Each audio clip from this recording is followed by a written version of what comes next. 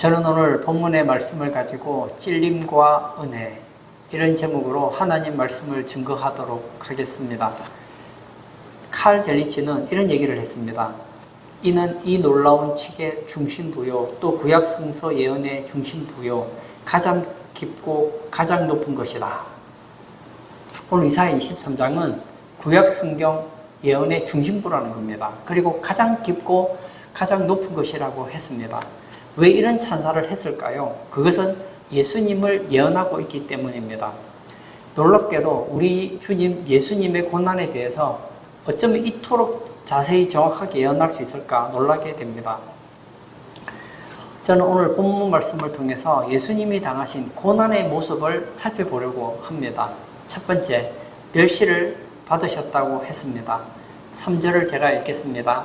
그는 멸시를 받아 사람들에게 버림받았으며 강고를 많이 겪었으며 질고를 아는 자라 마치 사람들이 그에게서 얼굴을 가리는 것 같이 멸시를 당하였고 우리도 그를 귀히 여기지 아니하였도다. 오늘 본문에 나오는 주인공은 바로 예수님이십니다. 의심의 여지가 없습니다. 근데 오늘 현대 비판학을 발달로 이를 부정하는 이 사탄의 무리들이 많습니다. 오늘 본문에 나오는 사람은 예수가 아니라는 것이죠. 우리는 여기에 미혹되면 안 됩니다. 오늘 본문에 나와 있는 주인공은 바로 예수님을 나타내고 있거든요. 오늘 본문에 보면 멸시를 당했다고 했습니다. 멸시가 무엇입니까? 업신여겨 낮추어 보는 것을 말합니다. 왜 예수님께서 멸시를 당하셨을까요? 우리를 구원하시기 위함입니다. 즉 예수님은 우리를 멸망 가운데서 구원시키기 위해서 업신여김을 당하신 것입니다. 성경에 보면 예수님이 멸시당하는 내용들이 많이 나오죠. 왜 이런 멸시를 당했을까요? 바로 나를 위해서라는 겁니다. 요한복음 1장 11절에 보면 자기 땅에 오매 자기 백성이 영접하지 아니하였으나 하나님께서는 구약의 이스라엘을 자기 백성으로 삼아 주셨습니다. 예수님께서는 이스라엘 자기 백성이 있는 땅에 오셨습니다. 그런데 하나님이 이 땅에 왔는데 사람들이 영접하지 않아요. 예수님께서 이 땅에 오셨잖아요. 오셨을 때에 아무도 영접하지 않습니다. 누가 영접합니까? 이방인 동방 목사와 목자들 외에는 없었습니다. 십자가 재판 때에 모든 이스라엘 백성들이 예수를 죽이라고 소리 질렀습니다. 이 십자가의 모습은 최대의 멸시 사건을 보여줍니다. 마태복음 27장 27절에서 44절에 보면 첫 번째는 법정에서 예수님께서는 죄인 취급을 당합니다. 예수님은 죄가 없거든요. 그런데 옷을 벗기십니다. 희롱을 당하십니다. 침뱉음을 받습니다. 얼마나 멸시입니까? 갈보리 언덕에서 유대인의 왕이라 제패를 달아놓습니다. 그리고 지나가던 사람들이 머리를 흔들어 모욕을 주었습니다. 41절에 보면 그와 같이 대제사장들도 서기관들과 장로들과 함께 희롱하여 이르되 예수님을 희롱했다고 하고 있습니다. 이것은 온 이스라엘이 예수님을 멸시했던 것을 말하고 있습니다. 그뿐입니까? 제자인 베드로에게도 멸시를 당합니다. 마태복음 26장 74절을 제가 읽겠습니다. 그가 저주하며 맹세하여 이르되 나는 그 사람을 알지 못하노라 하니 곧 닭이 울더라. 무슨 얘기입니까? 예수님을 사랑한다고 따라다녔던 예수님의 수제자 베드로조차도 예수님을 저주하며 맹세까지 했다는 겁니다. 그러면 왜 예수님께서 이런 멸시를 참으셔야 했습니까? 그것은 인간 때문인 거예요. 모든 인간은 죄가 있습니다. 이 죄로 말미암아 사망에 이르게 되었습니다. 마귀는 우리를 지옥으로 이끌어가게 하려고 온갖 노력을 다하죠. 이 땅에 있는 모든 인간은 저주와 멸망 가운데 있습니다. 마귀가 주는 특징이 있죠. 인간들끼리 서로 싸우고 멸시하고 무시하게 만듭니다. 그런데 예수님께서 친히 멸시를 담당해 주신 거예요. 십자가에 달리셨기 때문에 멸시 천대를 당하셨습니다. 왜 멸시천대를 당하셨습니까? 우리의 멸시천대를 해결해 주시기 위함이었습니다. 모든 사람에게 죄인으로 선고받고 수치를 당하셨습니다. 하나님이 최대 수치를 당하신 것이죠. 이 희롱이라는 단어는 엠파이료라는 단어로서 조롱하다, 놀리다, 능욕하다는 뜻을 가지고 있습니다. 예수님은 멸시를 당했고 희롱을 당했습니다. 그러므로 이제 우리는 예수님의 멸시로 인하여서 멸시당하지 않는 사람이 되었습니다. 그럼 어떻게 해야 될까요? 이제 주님이 우리 때문에 멸시당하지 않도록 우리가 바른 삶을 살아야 되겠죠. 일본에 한 망나니 아들이 있었습니다. 학교 생활이 엉망입니다. 공부도 하지 않아요. 다른 아이들과 싸우고 도둑질하고 온갖 못된 짓을 합니다. 선생님이 아무리 타이르고 때려도 소용이 없습니다. 그래서 그의 아버지가 학교에 옵니다. 그 아버지는 교육부 장관이었습니다. 교육의 높은 분이시죠. 불러서 갔더니 이제 할 수 없다는 거예요. 이 학생은 퇴학을 시킬 수밖에 없다는 거예요. 아버지가 기가 막힌 거예요. 어쩌다가 내 아들이 학교도 졸업 못하는 이런 시세가 되었을까? 그 학교에 가서 교무실에 들어갑니다. 담임 선생님 앞에 무릎 꿇고 용서를 빕니다. 왜 그랬을까요? 아들을 퇴학시키지 않으려고. 지금도 방탕한데 학교까지 그만두면 어떻게 될까? 그때 아이들이 뒤에서 막 웃습니다. 그리고 아버지를 뒤에서 막 조롱하는 거예요. 누구 때문에 조롱합니까? 아버지는 교육부 장관인데 그 아들 때문이죠. 아들이 저런 거 보니까 아버지도 형편없는 사람이었어. 아버지가 얼마나 자녀 교육을 못 시켰으면 아들이 저렇게 엉망이었을까? 그리고 막 멸시하고 조롱을 하는 거예요. 웅성웅성 소리가 들립니다. 아들이 갔더니 아버지가 교무실에서 선생님 앞에 무릎 꿇고 아들을 한 번만 용서해달라고 기회를 더 달라고 빌고 있는 거예요. 이 아들이 알게 된 거예요. 깨닫고 충격을 받는 거예요. 그래도 자기 하나밖에 없는 아버지가 자기 친구들에게 막 무시를 당하고 아버지가 학교 선생님 앞에 무릎 꿇고 자기를 위해서 저렇게 부탁하는 걸 보니까 찔린 거예요. 그래서 자기가 막 너무 마음이 아파서 울고 자기도 같이 아버지 옆에 무릎을 꿇습니다. 그리고는 선생님 한 번만 더 기회를 주십시오. 제가 한 번만 더 이런 짓을 하면 그때는 퇴학당해도 제가 부탁하지 않겠습니다. 학교에서도 퇴학을 취소하게 됩니다. 그리고 이제 이 아들은 열심히 학교 생활을 합니다. 왜죠? 더 이상 나 때문에 아버지가 멸시당하지 않게 하기 위해서 그렇게 했다는 거죠. 여러분, 예수님이 왜 멸시를 당하셨습니까? 우리 때문이에요. 그러므로 우리는 바로 살아야 됩니다. 우리가 엉망으로 살면 누가 욕먹습니까? 제가 좀 전에 일본의 한 학생이 얘기를 했잖아요. 그 아이가 잘못하니까 아버지가 욕먹잖아요. 우리에게는 별명이 있습니다. 그리스도인이라는 별명이 있습니다. 우리가 엉망으로 살면 우리가 욕먹는 건 당연한 거예요. 욕먹을 짓을 했으면 욕을 먹어야죠. 멸시당할 짓을 했으면 멸시를 당해야죠.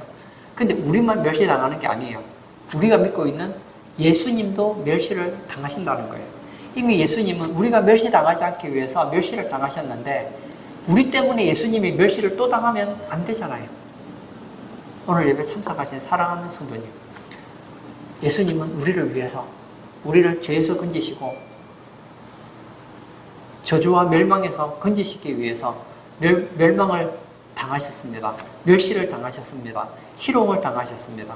그러므로 이제 예수 믿고 구원받은 우리도 예수님께 영광을 돌릴 망정 예수님께 멸시가 돌아가지 않도록 거룩한 삶, 의로운 삶, 착한 삶을 살아가시는 복된 성도님 다 되시기를 축복합니다. 두 번째, 강고를 많이 겪으셨다고 했습니다. 제가 3절을 다시 읽도록 하겠습니다. 그는 멸시를 받아 사람들에게 버림받았으며 강고를 많이 겪었으며 질고를 아는 자라. 마치 사람들이 그에게서 얼굴을 가리는 것 같이 멸시를 당하였고 우리도 그를 귀히 여기지 아니하였도다.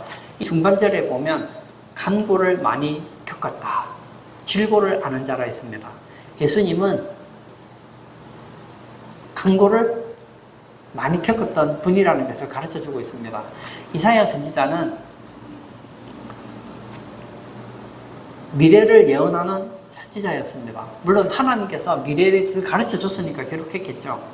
이 이사야서가 기록된 연대가 BC 701년경 정도 됩니다. 그러면 그로부터 한 700여 년 뒤에 예수님이 탄생했잖아요. 이사야는 아직 오지도 않은 700년 뒤에 오실 예수님에 대해서 예언을 했는데 그 예수님은 뭐라고요? 강고를 많이 겪으셨다는 거예요. 여기서 강고라는 것은 가난하여 고생스러움을 뜻합니다. 즉 온갖 고통을 의미하는 것이죠. 질고를 아는 자라는 것은 우리 질병의 고통을 알고 계신다는 거예요. 예수님께서는 인간을 위하여 친히 가난하여 고생의 삶을 사셨다는 겁니다. 사실 예수님의 삶을 보면 고난의 생애였습니다. 마태복음 8장 20절에 이런 말씀이 있습니다.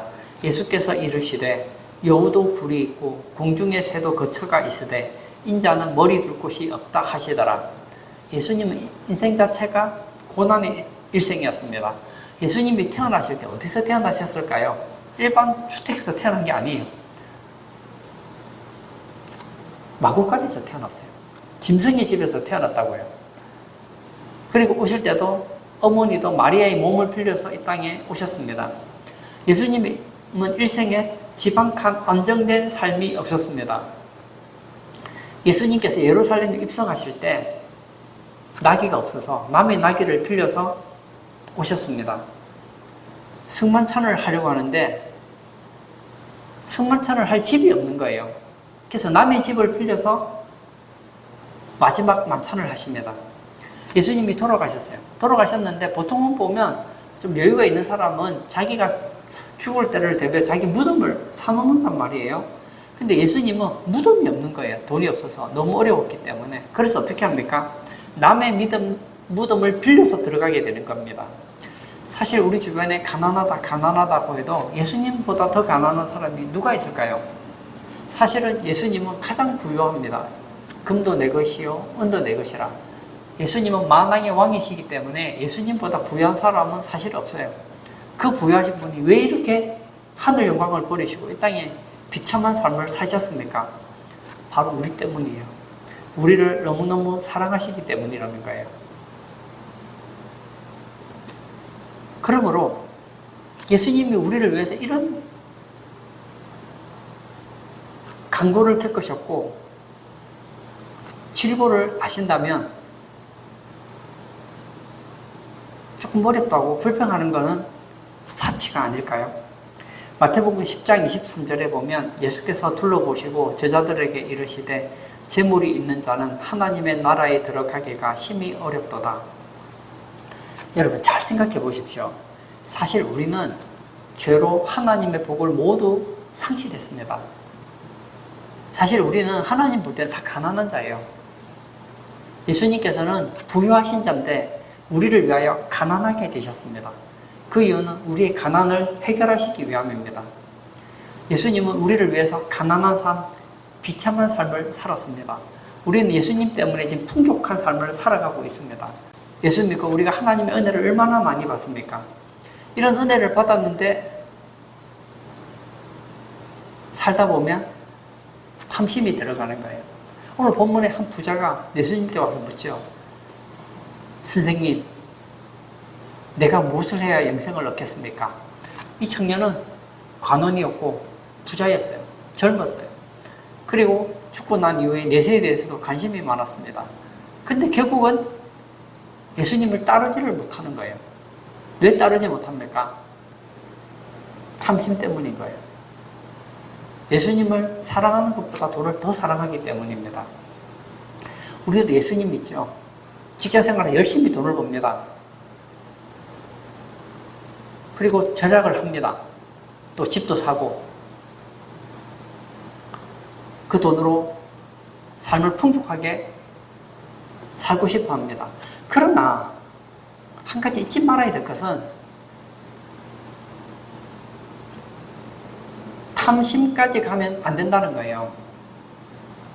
족한 줄로 아셔야 돼요. 자꾸 탐심이 생기면 곤란합니다. 예수님께서 이런 말씀을 하셨어요.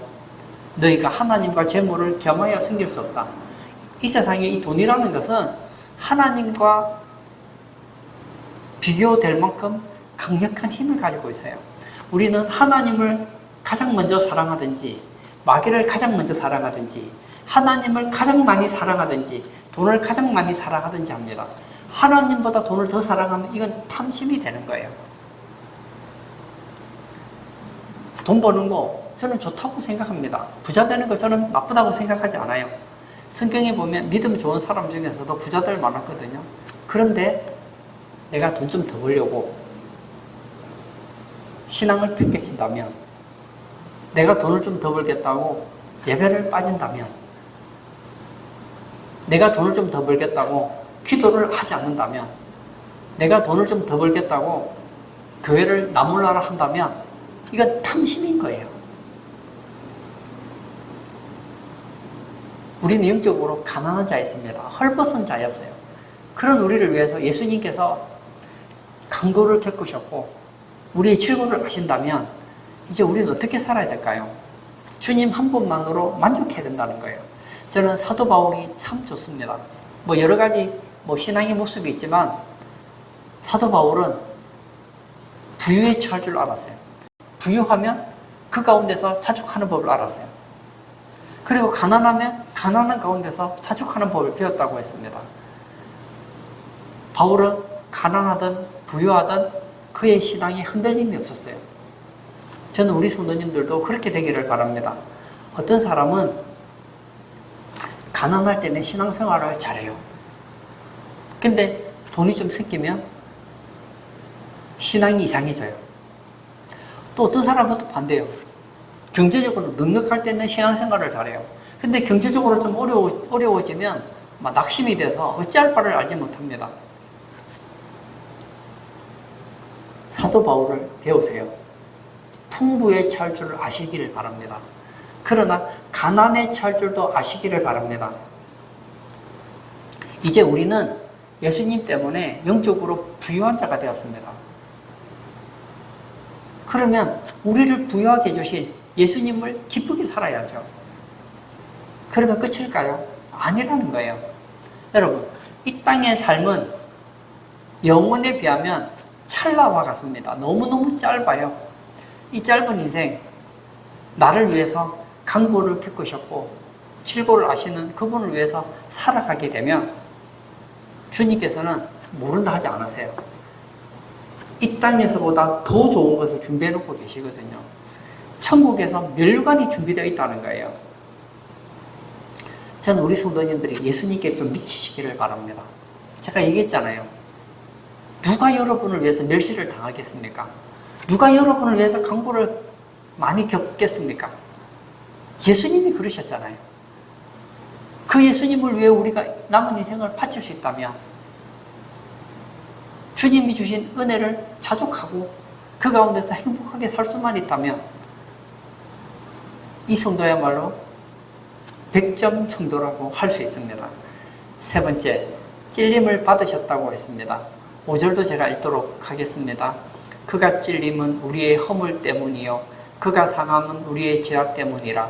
그가 징계를 받음으로 우리는 평화를 누리고 그가 채찍에 맞음으로 우리는 나음을 받았도다. 마귀는 인간을 파멸로 몰고 갑니다. 사실 인간은 마귀 때문에 멸시를 받았고 간고를 겪게 되었고 찔림을 받게 되었습니다. 좀 더 정확하게 말하면 멸시를 받았고 간고를 겪었고 찔림을 받았습니다. 이것은 죄로 인한 인간의 불행을 나타내 줍니다. 그 예수님께서 찔림을 받으셨어요. 예수님께서 십자가에 지실 때 갖가지 고통, 머리에 가시, 멸관을 쓰는 등 피로 범벅이 된 것을 보지 않습니까? 예수님께서는 우리를 구원하시기 위하여 육신이 찔림받는 고통을 당하셨다는 거예요. 저는 이 사복음서를 보면 예수님이 찔리는 내용이 나오잖아요. 이걸 보면 참 마음이 아플 때가 있습니다. 예수님께서는 마태복음 27장 29절에 보면 가시관을 샀다고 했습니다. 이 당시에 통용되던 이 동전에 보면 로마의 황제 가이사의 멸관을 쓴 그림이 새겨져 있습니다. 그 멸관 위에는 빛나는 것들이 달려 있습니다. 군인들은 아마 이것을 생각했던 것 같아요. 그래서 가시로 만든 관을 씌웁니다. 근데 우리 생각할 때 가시라고 하면 여러분 보세요. 꽃에 보면 가시가 조그마한 가시가 있잖아요. 그런 가시가 아니에요. 예수님이 쓰셨던 가시는 그런 게 아니에요. 마치 대목 같은 가시예요. 막 딱딱한 거예요. 푹 찌르면 푹푹 찌른다고요. 그 가시를 씌우면 어떻게 될까요? 그 가시가 머리를 뚫고 살을 막 파고 들어가는 거예요. 얼마나 아픈지 모릅니다. 저도 예전에 막 가시 질려본 적이 있거든요. 얼마나 따가운지 몰라요. 약과예요, 약과. 예수님은 대목 같은 그런 딱딱한 가시관으로 찔리셨다는 거예요. 그러니 막 머리에서 피가 줄줄 흘러내리죠. 그뿐입니까? 온몸에는 채찍으로 맞습니다. 옛날 로마 시대 때는 채찍을 때릴 때 그냥 때려도 막 얼마나 아프겠어요. 저는 맞아보지 않았지만 여러분 채찍으로 맞아도 아파요. 엄청나게 아픕니다. 그런데 더 아프게 하기 위해서 어떻게 하죠? 이 채찍 끝에다가 쇠붙이를 붙입니다. 그래서 채찍질을 쫙 하면 이 쇠붙이가 살점에 딱 닿잖아요. 그리고 쫙 당기면 살점이 찢어나가는 거예요. 뭐 한두 대 맞은 게 아니잖아요. 피범벅이 되는 것이죠. 그 다음에 갈대로 맞습니다. 이 갈대 가시가 막 살이 박혀서 막 피를 흘리는 거예요. 마태복음 27장 46절 볼까요?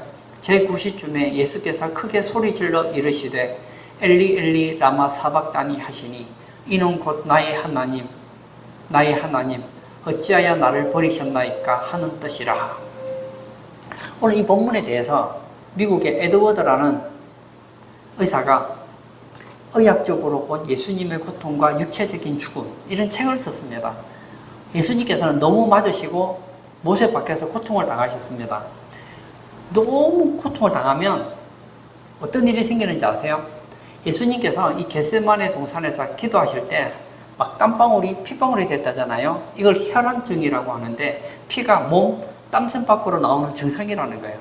이것은 극도의 스트레스를 받을 때 나온다는 거예요. 그리고 예수님께서 못에 박혔는데 이 조그마한 이런 못에 박힌 게 아니에요. 5cm에서 7cm 되는 대못에 박힙니다. 양팔에 박힙니다. 팔목에다가 굵은 동맥이 말할 수 없는 고통을 느끼게 됩니다. 양발에 신경을 자르는 고통을 가지게 됩니다. 왜 이런 고통을 당하셨을까요? 인간이 당해야 될 고통을 친히 담당하신 거예요. 사실은 예수님께서 십자가에 당하신 이 고난, 빌라도 뜰에서 당한 이 고난은 사실은 우리가 지옥에서 당할 고통이거든요. 지옥에서 죄로 말미암아 당해야 될 그 고통을 예수님께서 친히 짊어지신 거예요. 그리고 예수님께서는 피를 쏟으셔서 온 인류의 죄를 씻어주시기 위해 오셨다는 거예요. 6절을 볼까요? 우리는 다 양 같아서 그릇 행하여 각기 제 길로 갔거늘 여호와께서는 우리 모두의 죄악을 그에게 담당시키셨도다. 우리는 뭐라고요? 다 양 같답니다. 목자를 떠난 양이 광야를 헤매다가 죽는 것 같이 우리는 하나님 모르고 광야에서 세상이라는 광야에서 방황하다가 결국은 멸망할 수밖에 없는 존재들입니다. 우린 예수 믿고 구원을 받았지만 원래 우리는 하나님을 떠난 자들이었고 지옥 형벌을 받을 수밖에 없는 자들이었습니다. 우리가 지옥에서 당해야 될 그 고통, 예수님께서 고통을 당하심으로 누구든지 구원을 받을 수 있게 되었다는 거예요. 저는 특히 감사한 것이 있어요.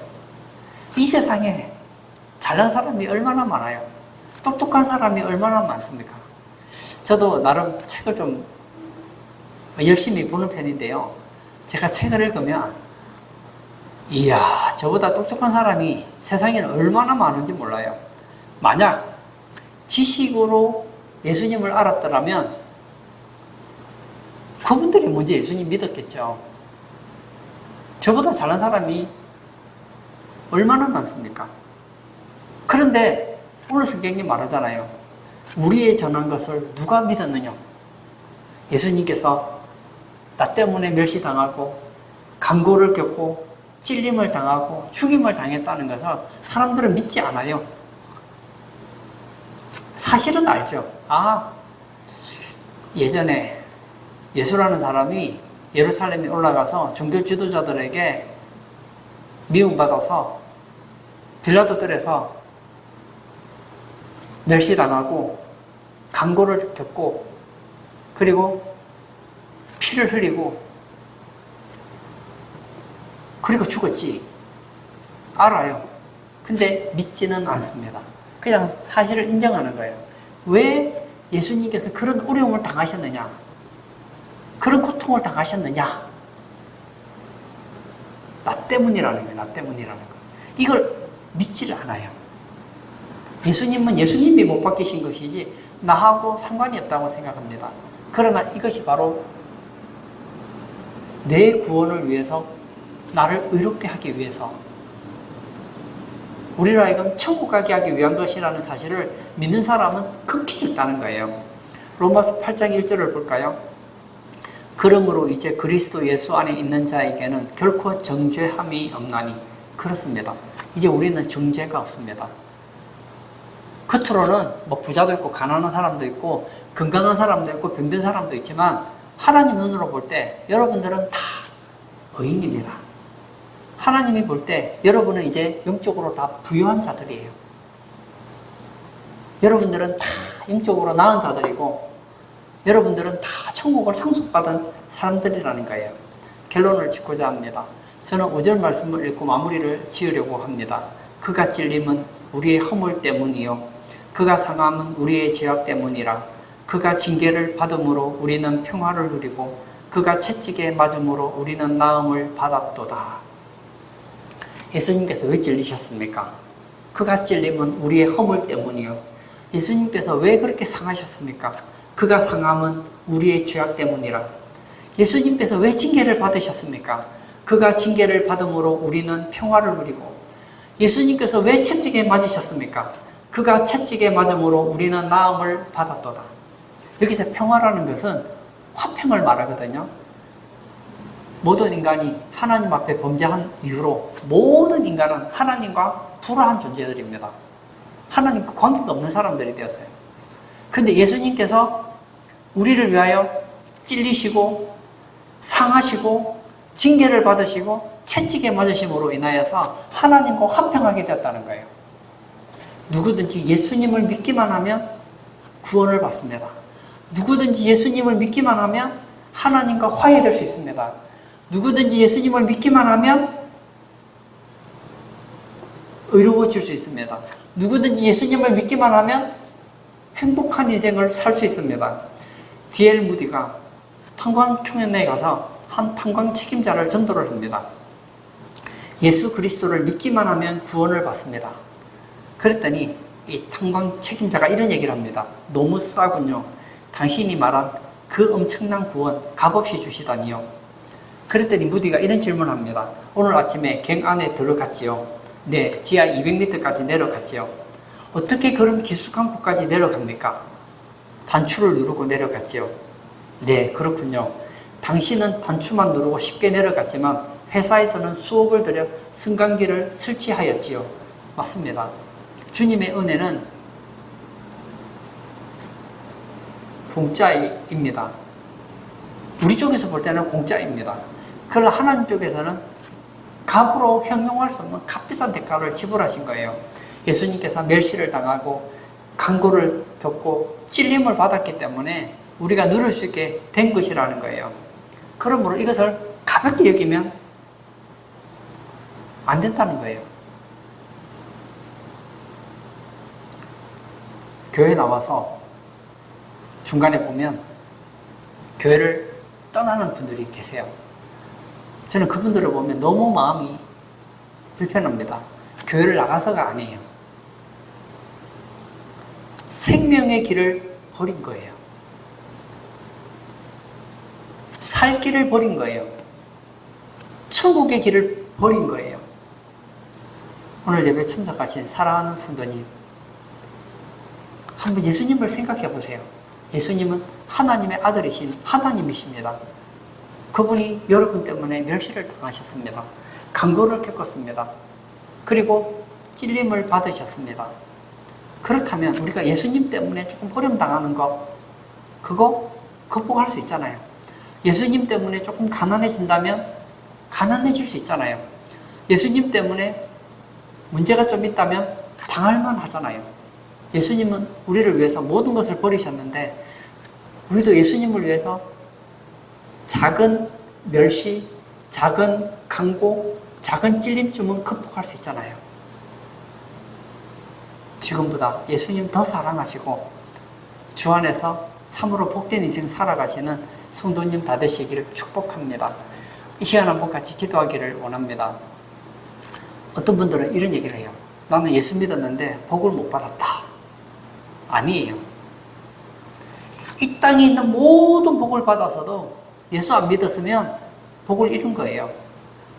이 땅의 모든 것을 잃었더라도 예수님 믿었으면 다 얻은 거예요. 우리의 전한 것을 누가 믿었느냐? 여러분, 예수님 믿은 것이 가장 큰 복이에요. 이 시간 기도할 때 예수님이 나를 위해서 이런 고난을 당하셨다면 앞으로 우리가 예수님 믿는 것 때문에 고난 당하는 것 때문에 불평하지 말고 내가 나를 위해서 고난 당하신 예수님을 위해서 고난 당할 수 있는 것을 기뻐하며 감사하며 살아가는 복된 성도 되게 해달라고 다 같이 기도하도록 하겠습니다.